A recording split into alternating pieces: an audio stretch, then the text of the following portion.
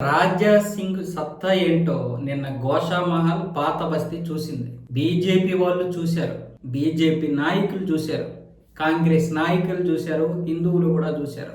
ఆయన పిలిస్తే ఎలా ఉంటుందో నిన్న జన సందోహం చూస్తే అర్థమైంది. నిన్న శ్రీరామనవమి సందర్భంగా శోభాయాత్రలో ఆయనతో నడిచినటువంటి జనాభా ఎన్ని వేల మంది కూడా లెక్క అందలేదు.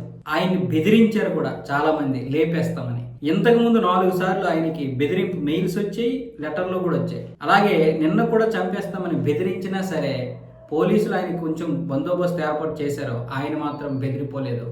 ఆయన సత్తా ఏంటో చూశారు. జై శ్రీరామ్ అనగానే కొన్ని వేల గొంతుకులు ఆయనతో పాటు కలిసి నినాదాలు ఇచ్చాయి. ఆ నినాదంలో కేవలం హిందుత్వం మాత్రమే కాదు, రాజా సింగ్కి జరిగినటువంటి అన్యాయం గురించి కూడా ఆ నినాదం యొక్క హోరు ఎక్కువగా వినిపించింది.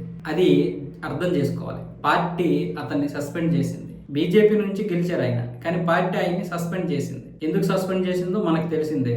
బీజేపీ నాయకులకి ఆయనకి పడట్లేదు. పార్టీ అధిష్టానానికి ఇక్కడ ఏం జరుగుతుందో అర్థం కాదు. ఈ తలకాయ నొప్పులు అన్ని పడే కంటే అతన్ని సస్పెండ్ చేస్తే బెటర్ అనుకుంటది. ఆయనకి ఇప్పుడు బీజేపీ తప్ప ఇంకొక పార్టీ ప్రత్యామ్నాయంగా కనిపించట్లేదు. ఎందుకంటే ఏ సిద్ధాంతాలు ఆయనకి సరిపోవు. కాంగ్రెస్ వాళ్ళు పిలిపించి ముఖ్యమంత్రిగా ఇస్తామన్నా నాకు అక్కర్లేదు చెల్ అంటాడు. ఒకవేళ ఎంతో కొంతలో కొంత బెటర్ తెలుగుదేశం అనుకుంటే తెలుగుదేశం అక్కడ లేదు. మరి ఇంకే పార్టీలు ఉన్నాయి? బీఆర్ఎస్లోనే అస్సలు చేరడు. కాంగ్రెస్, బీఆర్ఎస్ అవన్నీ ఆయన సిద్ధాంతానికి సరిపోవు, మన సిద్ధాంతాలకి అవి సరిపోవు అవి. సో ఏ విధంగా చేరుతాడు? మళ్ళీ బీజేపీ ఆయనకి ఇది ఒకవేళ చేరాలంటే. కానీ ఇక్కడ నాయకులు తలా దిక్కు ఒకటి అయిపోయారు. కానీ ఇక్కడ నాయకులు దిక్కుకు ఒకరు అయిపోయారు. ఎవరికి సమన్వయం లేదు, యూనిటీ లేదు.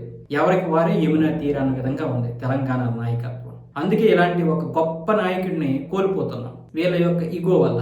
ఎక్కడి నుండో వచ్చిన వ్యక్తి ఇక్కడ నాయకత్వం వహించడం ఏంటో అనుకుంటున్నారో మరి, లేకపోతే ఏంటో తెలియదు. కానీ ఈయనకి చిన్న నోటు దోలు ఉంది, రాజా సింగ్ గారికి చిన్న నోటు దోలు ఉంది. కానీ ఆ చిన్న మైనస్ వల్ల, చిన్న లోపం వల్ల మనం ఇలాంటి వ్యక్తిని కోల్పోకూడదు. ఇలాంటి వ్యక్తిని మనము రక్షించుకోవాలి.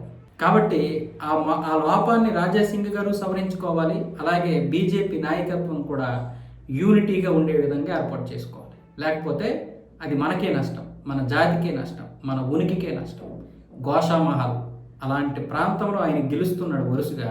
పైగా ఒక్కొక్కరికి ఆయన అంటే ఏంటో చూపిస్తున్నాడు.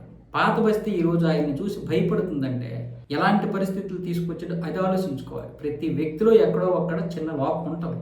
దాన్నే మనం భూతత్వంలో చూపించి అధిష్టానం దగ్గర ఆయన్ని కంపు చేయడం కరెక్ట్ కాదు.